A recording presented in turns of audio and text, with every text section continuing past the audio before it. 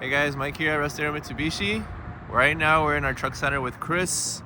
He's going to be explaining to us the importance of tires for winter and everything like that. A few logos to look out for. Hey, so Chris, what do you got for us? So there's going to be two different logos that you want to look for. Okay. The big one is going to be M&S. Okay. So M&S is going to be designated right here on this tire. That means mud and snow. Okay. So it can handle that.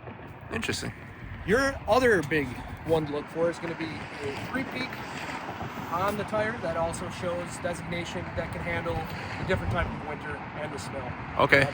So if I have summer tires, can I go drive in the snow if I have an all-wheel drive car? Don't do it. Okay. It's not going to work well. You're not going to have any fun. Okay. Or you're going to have too much fun. All right.